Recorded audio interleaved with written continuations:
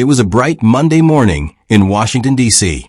The sun was shining gently over the White House, and the birds were singing as if they knew something special was about to happen.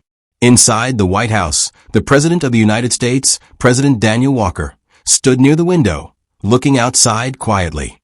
He was not wearing his usual serious face. Instead, he was smiling. His wife, First Lady Emily Walker, walked into the room and noticed a smile. "You're thinking about it again, aren't you?" she asked softly. President Walker nodded. "Yes," he said. "Today is the day." Emily smiled too. They had been planning this day for many months. It was not a meeting. It was not a speech. It was something much more important. They were going to give children the happiest day of their lives. The secret plan.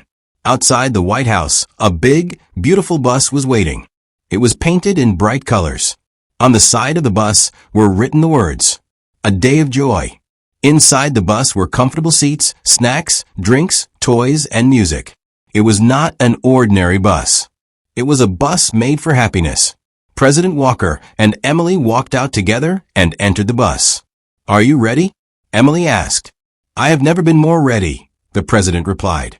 The bus driver smiled and started the engine. Their first stop was a public school. The first children. The school was old but full of life. Children were inside learning, laughing, and dreaming. When the bus stopped, the children looked through the windows with surprise. "Look, a big colorful bus," one boy shouted. The school principal came outside, confused. Then President Walker stepped out of the bus. The principal froze. "Mr. President," she said in shock.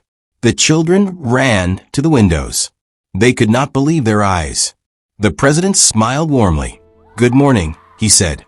"Today, I want to invite some special children for a special trip." The children looked at each other, excited and nervous. "Who wants to come with us?" Emily asked gently. Slowly, hands began to rise. Then more hands. Then almost every hand. The president laughed kindly. "One by one," he said. Soon, the first group of children entered the bus. Their eyes were wide with wonder. They had never been inside such a beautiful bus before.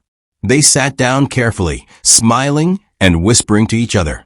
"Is this real?" one little girl asked. "Yes," Emily said. "It is real." Children from the streets. As the bus drove through the city, the president saw children playing on the streets. Some of them wore old clothes. Some of them looked tired. "Stop here," the president said. The bus stopped. President Walker stepped down and walked toward the children. They looked scared at first. "Hello," he said gently. "Would you like to come on a special trip with us today?" The children looked at each other. They had never spoken to a president before. "Really?" one boy asked. "Yes," the president smiled. Slowly, they came closer. Soon, they entered the bus too. Inside the bus, the other children welcomed them. "Come sit here," one girl said kindly. The bus became full of laughter. Children from different places, different lives, now sat together as friends. The shopping adventure. Their first stop was a huge shopping mall.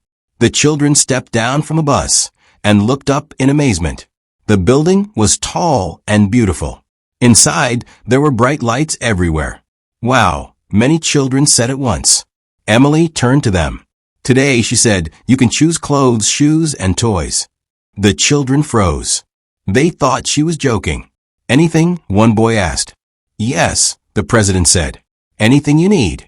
The children ran happily. Some chose shoes. Some chose jackets. Some chose toys they had only seen in pictures. One little boy picked up a pair of sneakers and hugged them tightly. "I've never had new shoes before," he whispered. Emily's eyes filled with tears, but she kept smiling. The zoo visit. Next, the bus took them to the biggest zoo in the city. The children screamed with excitement. They saw lions walking proudly. They saw monkeys jumping and playing. They saw elephants spraying water with their trunks. One little girl laughed loudly when a penguin slipped on the ice. The president laughed too. For the first time in a long time, he was not thinking about work. He was just thinking about joy. One boy walked beside him. "Mr. President," the boy said. "Yes. This is the best day of my life." The president felt his heart grow warm. I'm glad, he replied softly. The big restaurant. After the zoo, everyone was hungry. The bus stopped in front of a huge, beautiful restaurant. Inside, there were shiny tables and comfortable chairs. The children sat down carefully. Waiters brought delicious food. Pizza, chicken, burgers, ice cream, juice. The children ate slowly at first, then faster, then happily. Some laughed with food in their mouths. Some smiled without saying anything.